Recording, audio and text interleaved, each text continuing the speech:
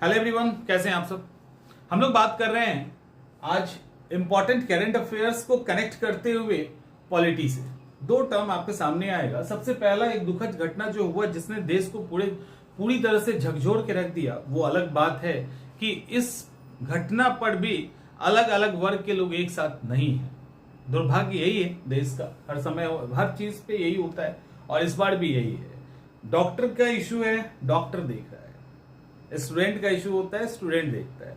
तो खैर ये अलग मुद्दा है, कहीं बात करेंगे। बट अभी डॉक्टर से दरिंदगी पर शीर्ष अदालत का स्वतः संज्ञान, यानी सुप्रीम कोर्ट ने स्वतः संज्ञान लेने का फैसला किया है। और यहां पे लाइन लिखा हुआ है कि मुख्य न्यायाधीश DY चंद्रचूड़ की अध्यक्षता में 3 जजों का बेंच होगा, जिसमें न्यायमूर्ति JB पादरीवाला और न्यायमूर्ति मनोज मिश्रा शामिल होंगे। और ये कौन है पादरीवाला, देख लीजिए। तो ये 3 जजों का बेंच होगा, जिसमें DY चंद्रचूड़ हैं, JB पादरीवाला हैं और मनोज मिश्रा साहब हैं। ये 3 लोगों का बेंच स्वतः संज्ञान लेगा। स्वतः संज्ञान शब्द क्या है? इसको कहते हैं, ये इसको अगर हिंदी में आप देखो या इंग्लिश में देखो, इसको जुडिशियल एक्टिविज्म कहा जाता है, इसको न्यायिक सक्रियता कहा जाता है, जो अभी सुप्रीम कोर्ट यहां पे दिखा रही है। क्या ये सुप्रीम कोर्ट का मामला है?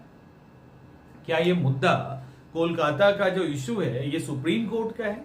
ये एग्जीक्यूटिव का मामला है, ये कार्यपालिका का मामला है, ये वहां के एडमिनिस्ट्रेशन का मामला है, जिसका काम है जो भी केस से रिलेटेड चीजें हैं उसको क्लियर करे और उसका एक फाइल बना के कोर्ट को दे, जो प्रोसेस नॉर्मल चलेगा। लेकिन यहाँ पे कई आरोप लग रहे हैं। राज्य सरकार पे अलग लग रहा है, उसके बाद पुलिस प्रशासन पे अलग लग रहा है। राज्य में सरकार की नाकामी, पुलिस प्रशासन, मीडिया में एक अलग चीजें चल रही है। तो ऐसे को लेकर और बहुत सारे बाइस होने के, यानी भेदभाव करने के भी आरोप सरकार पे लग रहे हैं। तो कई सारे सर्कमस्टांसेस को देखते हुए सुप्रीम कोर्ट ने खुद ये स्टेप उठाया और यहां 2 टर्म आ गया है। एक है जुडिशियल रिव्यू और दूसरा है जुडिशियल एक्टिविज्म। जुडिशियल रिव्यू और जुडिशियल एक्टिविज्म, ये पॉलिटी के 2 इंपॉर्टेंट शब्द हैं, जिससे प्रीलिम्स में भी सवाल आता है और मेंस में भी सवाल आता है। सवाल ये उठता है कि जुडिशियल रिव्यू क्या होता है और जुडिशियल एक्टिविज्म क्या होता है। हम लोग एक को पहले करते हैं और वो है जुडिशियल रिव्यू। जुडिशियल रिव्यू का मतलब है कि कोई भी लॉ जब लेजिस्लेचर के द्वारा, यानी विधायिका के द्वारा पास किया जाता है, तो क्या वो अकॉर्डिंग टू कॉन्स्टिट्यूशन है या नहीं, संवैधानिक है या नहीं। ये संवैधानिक है या नहीं, इसकी जो जांच होती है, दैट इज जुडिशियल रिव्यू। बिल्कुल सिंपल और स्ट्रेट लैंग्वेज में।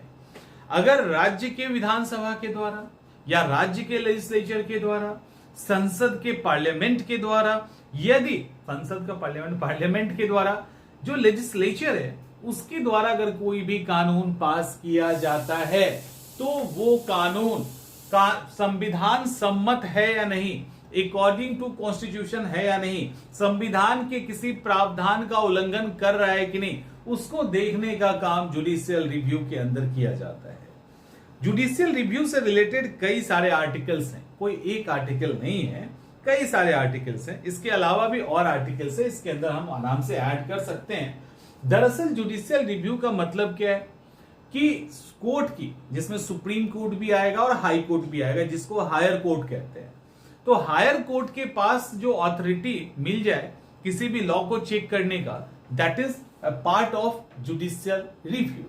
अब यहां पे आर्टिकल्स देखिए, आर्टिकल 13, 32, 226, 132, 131, 132, 133, 244, 243 और भी 371, कई सारे आर्टिकल हैं। देखो, अब हम लोग यहां पर मेन आर्टिकल 13, 32 एंड 226 को देखेंगे। आर्टिकल 13, ये वो एक कह सकते हो ना कि जितने आर्टिकल्स है उसमें मेन आर्टिकल 13 है, जिसने एक्चुअली में पावर दिया है। ठीक है, जो एक्चुअल पावर देता है हायर कोर्ट को। हायर कोर्ट में कौन आएगा? हायर कोर्ट में सुप्रीम कोर्ट भी आएगा और हाई कोर्ट भी आएगा। इसको हायर कोर्ट कहा जाता है। Supreme court and high court को हायर कोर्ट कहा जाता है। इसको पावर देता है, क्या कहते हैं आर्टिकल 13 में क्या लिखा है? आर्टिकल 13 को सिंपल लैंग्वेज में समझिए तो आर्टिकल 13 कहता है कि ऐसे लॉ जो लेजिस्लेचर के द्वारा पास किए जाते हैं, यानी विधायिका के द्वारा, जैसे राज्य विधानमंडल, पार्लियामेंट, सेंट्रल लेवल पे अगर पास किए जाते हैं और वो फंडामेंटल राइट के साथ कंपेटेबल नहीं है, फंडामेंटल राइट के साथ सुसंगत नहीं है, तो वो उस सीमा तक शून्य होगा, जीरो होगा, जिस सीमा तक वो उस फंडामेंटल राइट के साथ सुसंगत नहीं है। यदि पूरा ही नहीं, मतलब ऐसा लॉ आ गया जो मौलिक अधिकार को सपोर्ट ही नहीं कर रहा, बिल्कुल अगेंस्ट में, तो वो बिल्कुल ही लागू नहीं होगा। अब सवाल ये उठता है, आर्टिकल 13 क्या, अच्छा पहले आर्टिकल 13 जो है ये किसका पार्ट है? ऑलरेडी फंडामेंटल राइट है, क्योंकि आर्टिकल 12 से लेके 35 के बीच में ये फंडामेंटल राइट है और आर्टिकल 13 उसके बीच में आता है। इसमें फंडामेंटल राइट को प्रोटेक्ट करते हुए बोला गया है कि कोई ऐसा लॉ जो फंडामेंटल राइट से कंपेटेबल नहीं है, सुसंगत नहीं है, उसका विरोधी है, तो फिर वो उस सीमा तक लागू नहीं होगा जिस सीमा तक वो फंडामेंटल राइट को डिस्टर्ब कर रहा है। ये आर्टिकल 13 है, ये बताया गया है। एग्जीक्यूट कैसे होगा? एग्जीक्यूट करने के लिए पावर देना पड़ेगा ना। ये पावर आर्टिकल 32 एंड आर्टिकल 226 से हायर कोर्ट को दिया गया है, जहां आर्टिकल 32 सुप्रीम कोर्ट से रिलेटेड है, सुप्रीम कोर्ट से रिलेटेड है, और सुप्रीम कोर्ट को आर्टिकल 32 के तहत fundamental right, only fundamental right, केवल फंडामेंटल राइट के वायलेशन पे रीट जारी करने का अधिकार है, केवल, और किसी पे नहीं। और आपको पता है कि हम जैसे आम आदमी सुप्रीम कोर्ट एकमात्र इंटायर कॉन्स्टिट्यूशन में आर्टिकल 32 ही है जिसकी मदद से हम डायरेक्ट सुप्रीम कोर्ट अप्रोच कर सकते हैं फंडामेंटल राइट के वायलेशन के नाम पे। अदरवाइज ऐसा कोई आर्टिकल नहीं जिससे हम डायरेक्ट सुप्रीम कोर्ट जा सके। तो सुप्रीम कोर्ट को यह पावर दिया गया आर्टिकल 32 के तहत कि, और 32 अपने आप में क्या है? फंडामेंटल राइट है, कि यदि कोई भी मौलिक अधिकार के अधिकार जो लोगों को दिया गया उसका वायलेशन हो रहा है तो उसको हम वहां पे रोकेंगे, उसको रीट जारी किया जाएगा। और चूंकि 13 क्या कहता है कि मौलिक अधिकार से रिलेटेड कोई ऐसा कानून जो मौलिक अधिकार को डिस्टर्ब करता है उसको चेक किया जा सकता है, वो मतलब जीरो होगा। अब इसको एग्जीक्यूट करने के लिए आर्टिकल 32 के तहत सुप्रीम कोर्ट को पावर है और आर्टिकल 226 के तहत हाई कोर्ट को पावर दिया गया है। 32 अपने आप में फंडामेंटल राइट है, क्योंकि फंडामेंटल राइट 12 से लेकर 35 के बीच में। 35 अपने आप में फंडामेंटल राइट है। 35 क्या कहता है? 35 कहता है कॉन्स्टिट्यूशनल रिमेडीज, यानी संवैधानिक उपचार का अधिकार। राइट टू कॉन्स्टिट्यूशनल रिमेडीज, यानी किसी कारण से किसी का फंडामेंटल राइट अगर डिस्टर्ब होता है तो उसको संवैधानिक उपचार का अधिकार है। आर्टिकल 32 के तहत वो डायरेक्ट सुप्रीम कोर्ट अप्रोच कर सकता है। और इसी तरह से आर्टिकल 226 के अंदर हाई कोर्ट को रीट जारी करने का अधिकार है, जहां सुप्रीम कोर्ट केवल रीट जारी फंडामेंटल राइट में कर सकता है। हाई कोर्ट फंडामेंटल राइट के साथ अदर्स यानी अदर राइट के वायलेशन पे भी रीट को जारी कर सकता है। ठीक, अदर मतलब फंडामेंटल राइट के बियॉन्ड भी कोई सिंपल लॉ भी है ना, उसका भी अगर वायलेशन हुआ है तो रीट जारी किया जा सकता है। तो ये तो हुआ आर्टिकल 32 एंड 226। अब यहां पे आपको एक चीज देखना पड़ेगा कि ये judicial review and judicial activism दोनों में कुछ अंतर है, बेसिक अंतर है। देखिए, जुडिशियल रिव्यू क्या करता है? कोई भी ऐसा लॉ यदि लेजिस्लेचर के द्वारा पास हुआ तो उसको सुप्रीम कोर्ट या हाई कोर्ट, जो हायर कोर्ट के अंदर आता है, सुप्रीम या हाई, वो उसको चेक कर सकता है कि वो ठीक है कि नहीं, वो अकॉर्डिंग टू कॉन्स्टिट्यूशन है या नहीं। अगर वो नॉन कॉन्स्टिट्यूशनल प्रावधान है, नॉन कॉन्स्टिट्यूशनल लॉ है, एक्ट है, तो वो उसको जीरो करने का राइट जुडिशियल रिव्यू के अंदर उसको रिव्यू करके उसको जीरो कर सकते हैं, कोई डाउट नहीं। लेकिन दिक्कत क्या है कि जुडिशियल रिव्यू तभी होगा जब पूरे फॉर्मल तरीके से जो भी एक प्रोसीजर है उस प्रोसीजर को फॉलो करते हुए वो मैटर कोर्ट के सामने लाया जाए। तो पूरे प्रोसीजर को फॉलो करते हुए कोर्ट के सामने जब मैटर लाया जाता है तब कोर्ट उस पर रिव्यू करने का अधिकार रखता है और उसके बाद कोर्ट जो भी चाहे डिसीजन ले सकता है। लेकिन जुडिशियल एक्टिविज्म क्या है? ये एक तरह से नवाचार है, मतलब एक न्यू स्टेप है, न्यू इनिशिएटिव है जो लिया गया है। और दोनों ही चीज कहां से लिया गया है? यूएसए से। ये जुडिशियल रिव्यू भी और जुडिशियल एक्टिविज्म भी दोनों ही यूएसए से लिया गया है, यानी अमेरिका से लिया गया है। अब जुडिशियल एक्टिविज्म क्या है? देखो यहीं पे देखना होगा, जहां पे जुडिशियल रिव्यू के लिए प्रॉपर फॉर्मल तरीके से कोर्ट के सामने उसको लाना है, तभी कोर्ट एक्शन ले सकता है।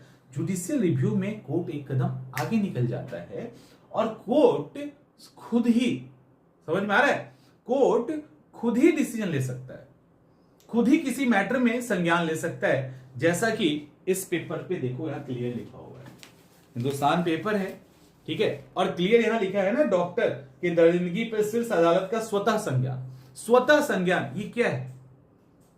ये जो स्वतः संज्ञान है ये बता रहा है कि कोर्ट को लगा कि ये मैटर बहुत गंभीर है, तो हम इस पे डायरेक्ट एक्शन लेके पता करेंगे क्या चल रहा है, कैसे चल रहा है, और जरूरत होगा तो कोर्ट इंटरफेयर करेगा, कमेटी बनाएगा या सीबीआई को तो मैटर जाएगा ही। लेकिन मतलब ये जो मैटर है वो किसी को देना होगा या किसी उस तरह की अथॉरिटी को अपॉइंट करना है या ऑर्डर देना अथॉरिटी को कि तुम हमें रिपोर्ट करते रहोगे, अपडेट करते रहोगे। अगर कुछ ऐसा है, जो भी है, उनको लगता है तो वो एक्टिविज्म का सहारा लेंगे और लिए इस मैटर पे। ऐसे कई बार आया है, जैसे कोविड के दौरान कई बार कोर्ट ने एक्टिविज्म का सहारा लिया।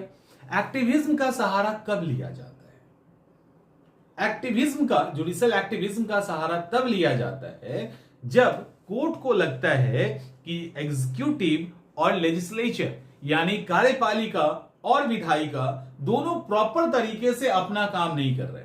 जब कार्यपालिका और विधायिका प्रॉपर तरीके से अपना काम नहीं कर रहे जो उनको करना चाहिए, अगर जब वो नहीं करते हैं तो जुडिशियरी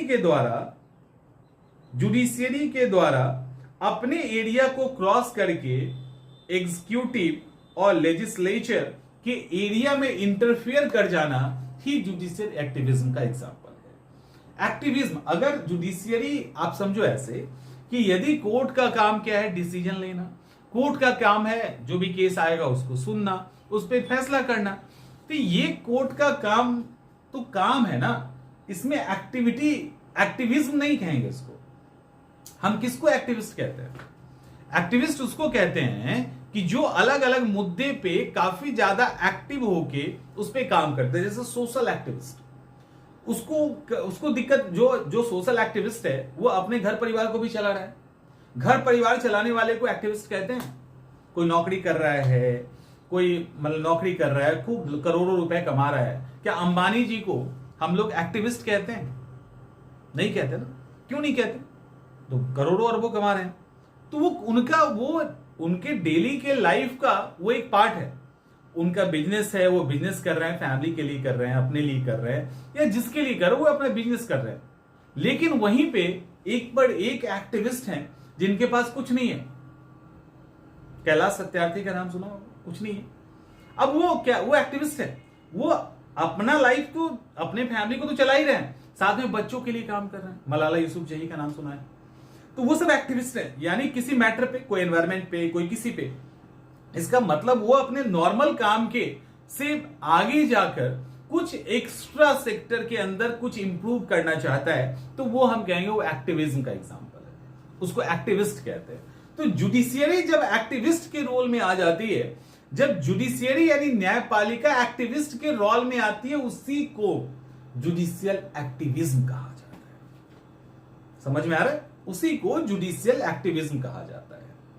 जुडिशियरी जब तक अपना काम कर रही है, केस सुनने का, उस पर फैसला देने का, उसको एक्टिविज्म नहीं कहते। है ही नहीं एक्टिविज्म तो कहेंगे कैसे? वो जब उसको लगता है कि नहीं एग्जीक्यूटिव सही काम नहीं कर रहा, उसको लगता है लेजिस्लेचर सही काम नहीं कर रहा, कुछ ना कुछ लूप होल्स है, उस पर ध्यान नहीं दे रहा, उसके कारण ये जब उस एरिया में कूद करके और वहां के उस कमी को भरने की कोशिश करते हैं, दैट इज जुडिशियल एक्टिविज्म। ठीक है? अब जुडिशियल एक्टिविज्म और जुडिशियल रिव्यू में एक बार फिर से आइए। जहां जुडिशियल रिव्यू एक फॉर्मल तरीका है, judicial activism totally non formal तरीका है। चंद्रचूड़ साहब को लगा सुबह चाय पीते हुए कि चलो आज स्वतः संज्ञान लेते हैं, बहुत दिन से ड्रामा देख रहे हैं, कुछ नहीं हो रहा है सही तरीके से, आज चलो आज इस पे हियरिंग करते हैं। उनको लग गया, उन्होंने शुरू कर दिया। और कहां से उनको मैसेज आया? कोई ऑफिशियल मैसेज आया, सरकार ने कहा ऐसा करने का? कुछ भी ऐसा नहीं। वो भी सोशल मीडिया पे एक्टिव होंगे, न्यूज देखते होंगे, पेपर देखते होंगे, कहां क्या चल रहा होगा उसके बारे में कुछ फोन वोन पे पता कर लिया होगा। और जब ये सारी चीजें हो गई, सिंपल सी बात समझिए, ये सारी चीजें हुई होगी तो उनको लगा होगा कि नहीं यार कहीं ना कहीं गड़बड़ चल रहा है। आज इस पे हम लोग बात करेंगे।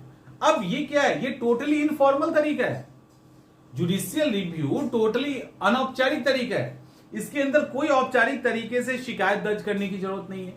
एक पोस्ट कार्ड पे भी जुडिशियल एक्टिविज्म वाला काम किया जा सकता है, न्यूज़पेपर की खबर पे भी किया जा सकता है, या उनको खुद लगेगा तब भी वो कर सकते हैं।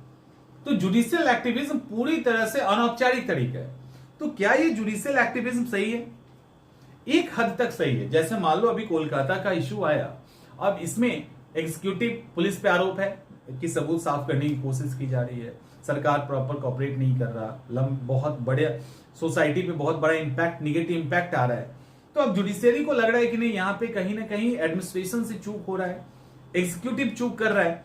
तो अब ऐसी स्थिति में जहां पे वो लूप होल्स छूट गए हैं, तो जुडिशियरी को चूंकि कॉन्स्टिट्यूशन को लागू करवाना जुडिशियरी का काम है, जो जस्टिस को एस्टेब्लिश करना सोसाइटी में जुडिशियरी का काम है, तो उसी को मेंटेन करने के लिए जुडिशियरी ये काम करते हैं। एक सीमा तक अगर ये किया जाए, एक मतलब जब भी बहुत ही जरूरी हो उस सीमा तक अगर किया जाए तो जुडिशियल एक्टिविज्म बहुत अच्छी चीज है। लेकिन यदि इसका ओवरडोज हो जाए, तब अगर ओवरडोज होता है तो यही जुडिशियरी एक्टिविज्म हमारे कॉन्स्टिट्यूशनल ऑर्गेनाइजेशन के बीच में डाउट्स क्रिएट करते हैं। हमारे कॉन्स्टिट्यूशनल ऑर्गेनाइजेशन में जो डाउट क्रिएट होता है ना, उससे लोगों के अंदर डेमोक्रेसी पे बिलीव कम होता है। लगता है कि हमने जिनको चुन के भेजा वो कैपेबल नहीं है, तभी तो जुडिशियरी को बार बार एंट्री करनी पड़ती है। जो डेमोक्रेटिक तरीके से सरकार चुनी गई है उस पे लोगों का बिलीव कमता है। तो जुडिशियल एक्टिविज्म सही है एक सीमा तक, ठीक है। एसेंशियल चीजों में स्टेप उठाया जाए तो सही है, लेकिन नॉन एसेंशियल चीजों में अगर बार बार एक्टिविज्म का सहारा लेना पड़ता है, जिसको अति सक्रियता कहते हैं, तो फिर वो गलत हो जाता है। तो इस तरह से आप judicial activism and judicial review को समझ गए होंगे। इससे रिलेटेड कुछ अगर नहीं समझ में आए तो मैसेज कर दीजिएगा, हम लोग उस पर फिर आगे क्लास दे देंगे। ठीक है, मिलते हैं हम लोग नेक्स्ट सेशन में।